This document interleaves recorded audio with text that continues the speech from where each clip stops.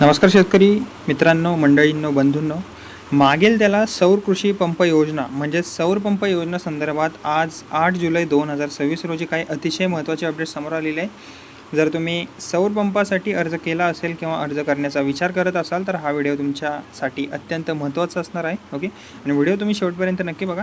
आता जी पहिली अपडेट आलेली आहे त्या संदर्भात सांगायचं झाले तर आता नवीन सौर पंपाची बसवणी असेल किंवा मोठी कंत्राटे असेल, पावसामुळे झालेला फायदा असेल, अनुदान असेल आणि पात्रतेची बाबतची संपूर्ण माहिती आपण या सगळ्या अपडेट्समध्ये बघणार आहोत. ओके, आता जी पहिली अपडेट आहे ती म्हणजे की महाराष्ट्रात सौर कृषी पंप बसवण्याच्या कामांना सध्या मोठा वेग मिळत आहे. महावितरणाकडून 15,000 नवीन ऑफ ग्रीड सौर कृषी पंप बसवण्यासाठी मोठे कंत्राट देण्यात आलेले आहे. यामुळे अनेक प्रलंबित अर्जदारांना पुढील टप्प्यात लाभ मिळण्याची आता शक्यताही वाढलेली आहे.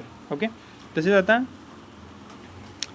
ये 15,000 नवीन ऑफ ग्रीड सौर कृषी पंप बसवण्यासाठी महावितरणने सुमारे जवळजवळ 353.89 कोटींचे कंत्राट दिलेले आहे. ओके, त्यामुळे आता जे प्रलंबित उरलेले अर्जदार आहेत त्यांना आता टप्प्याटप्प्यात लाभ मिळण्याची शक्यताही वाढलेली आहे. ओके, आता जी दुसरी अपडेट आहे त्याबद्दल सांगायचं झालं तर याशिवाय आणखी 10,000 नवीन सौर पंप बसवण्यासाठीही स्वतंत्र कंत्राट मंजूर करण्यात आलेले आहेत. म्हणजेच एकूण 25,000 नवीन सौर पंपाच्या बसवणीला गती मिळणार आहे आणि या कामांची अंमलबजावणी टप्प्याटप्प्याने विविध जिल्ह्यांमध्ये केली जाणार आहे आणि त्यासाठी जवळजवळ 235.92 कोटींची आणखी एक ऑर्डर देण्यात आलेली आहे. ओके, आता जी तिसरी अपडेट आहे ती म्हणजे की सध्या राज्यात अनेक भागात चांगला पाऊस झालेला आहे. यामुळे विहिरी, बोरवेल आणि शेततळ्यांमध्ये पाणीसाठा वाढू लागलेला आहे आणि अशा परिस्थितीत सौर पंपाचा वापर करून शेतकऱ्यांना सिंचन करणे अधिक सोपे आणि किफायतशीर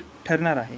ओके, आता जी नंतरची अपडेट आहे ती म्हणजे की आता सौर पंप योजनेत शेतकऱ्यांना अजूनही मोठ्या प्रमाणात अनुदान दिले जात आहे. सर्वसाधारण प्रवर्गातील शेतकऱ्यांना फक्त 10% हिस्सा जो आहे तो भरावा लागतो. ओके, तर अनुसूचित जाती आणि अनुसूचित जमातीतील पात्र शेतकऱ्यांना फक्त 5% हिस्सा भरावा लागतो.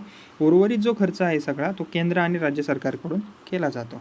ओके, तसेच नंतरची जी अपडेट आहे ती म्हणजे की आता या योजनेअंतर्गत 3 HP, 5 HP आणि 7.5 HP क्षमतेचे सौर कृषी पंप उपलब्ध झालेले आहेत आणि तुमच्या जमिनीच्या क्षेत्रानुसार आणि पाण्याच्या उपलब्धतेनुसार तुम्हाला योग्य क्षमतेचा पंप हा मंजूर केला जाईल. ओके, आता जी नंतरची अपडेट आहे ती म्हणजे की जर तुम्ही या योजनेसाठी अर्ज करणार असाल तर तुमच्याकडे विहीर, बोरवेल, शेततळे किंवा बारमाही पाण्याचा स्रोत असणे अत्यंत आवश्यक आहे. याची महावितरणाकडून प्रत्यक्ष पडताळणीसुद्धा केली जाते.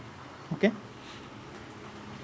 तसेच आता महत्त्वाची बाब म्हणजे सध्या या योजनेसाठी कोणतीही अंतिम मुदत जाहीर करण्यात आलेली नाही आहे. त्यामुळे पात्र शेतकरी आवश्यक कागदपत्रांसह अर्ज प्रक्रिया पूर्ण करू शकतात सध्या. ओके, आणि ज्या शेतकऱ्यांनी यापूर्वी अर्ज केलेला आहे त्यांनी महावितरणाच्या अधिकृत पोर्टलवर आपल्या अर्जाची स्थिती नियमित तपासत राहावी, कारण बसवणीचे काम टप्प्याटप्प्याने सध्या सुरू करण्यात आलेले आहे. ओके, तसेच पूर्वी अटल सौर कृषी पंप योजना किंवा मुख्यमंत्री सौर कृषी पंप योजनेचा लाभ न घेतलेले शेतकरी ओके यामध्ये पात्र असणार आहेत. ओके, आणि कोण पात्र असणार? विहीर, बोरवेल, शेततळे किंवा बारमाही पाण्याचा स्रोत असलेले शेतकरी यामध्ये पात्र असणार आहेत. तसेच पाण्याचा स्रोत महावितरणाकडून पडताळला सुद्धा जाऊ शकतो. ओके, आता 8 जुलै 2026 पर्यंत ज्या अपडेट आलेल्या होत्या सौर कृषी पंप योजनेबाबतच्या मी तुम्हाला सगळ्या सांगितलेल्या आहेत आणि सौर कृषी पंप योजनेला सध्या मोठा वेग मिळताना दिसत आहे. 25,000 नवीन सौर पंपाच्या बसवणीची प्रक्रिया जी आहे ती आता सुरू आहे. पावसामुळे पाण्याची उपलब्धता सध्या वाढत असल्याने सौर पंपाचा जो लाभ आहे